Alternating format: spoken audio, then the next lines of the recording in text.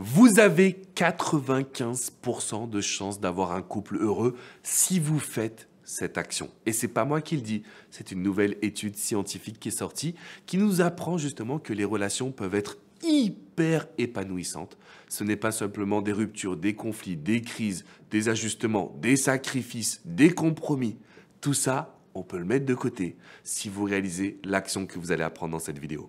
Juste avant, bien évidemment, vous le savez, vous devez mettre un énorme pouce bleu pour me dire que vous appréciez le sujet et surtout vous abonner à cette chaîne YouTube pour recevoir mes vidéos directement dans votre boîte mail. Alors, on le sait, la vie sentimentale n'est pas de tout repos. Avoir un couple, ça demande de comprendre notre partenaire, de s'adapter, de se poser les bonnes questions, de gérer plein de conflits, plein de crises. Sauf que, en tant qu'être humain, on a une grosse problématique. Cette problématique, c'est qu'on a tendance à réagir quand tout va mal. Quand notre partenaire est au bord de la rupture, c'est là qu'on va se poser des questions, c'est là qu'on va commencer à paniquer et qu'on va lui dire « il faut qu'on consulte quelqu'un, il faut qu'on aille voir un thérapeute de couple, il faut qu'on appelle Alex Cormon ». Là, c'est pas que c'est trop tard, mais s'il y a un élément qui peut vous permettre, les amis, de ne pas arriver à cette situation, autant l'utiliser. Je lisais dernièrement une revue des nouvelles études scientifiques, et à l'intérieur, je vois une analyse des relations modernes, des couples heureux. Et dans ces couples heureux, il y a un élément que j'ai retenu et qui est hyper puissant. Vraiment, je vous dis, 95% des couples sont heureux s'ils font cette action. C'est de faire une autothérapie. Alors, ça veut dire quoi? On a la problématique de réagir quand tout va mal. On communique quand on est frustré. On communique quand on n'a plus confiance en soi. On communique quand on ne se sent pas aimé. Eh bien, on va changer cette situation. Imaginons que vous alliez voir un film au cinéma. Après ce film, vous allez faire une thérapie, une autothérapie en discutant. Qu'est-ce que tu en as pensé? Qu'est-ce que tu as aimé? En parlant bien évidemment des scènes liées aux relations amoureuses. En gros, on va lire des bouquins, on va regarder des films, on va regarder des couples au restaurant. Tiens, regarde, ils arrivent à se tenir la main, ça pourrait être cool qu'on fasse la même chose de notre côté.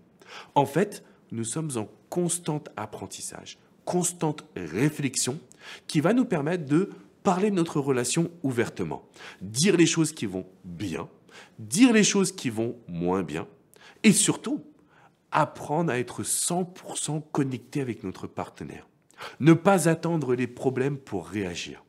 Selon l'étude scientifique, 95% des couples qui vont faire une autothérapie en lisant des livres, en regardant des films, en observant leur quotidien, en observant les habitudes des couples heureux, et qui en parlent, et qui communiquent, et qui se livrent à cœur ouvert, ce sont des couples qui vont être largement plus épanouis, et ce sont des couples qui ne vont pas arriver à des séparations ou des divorces.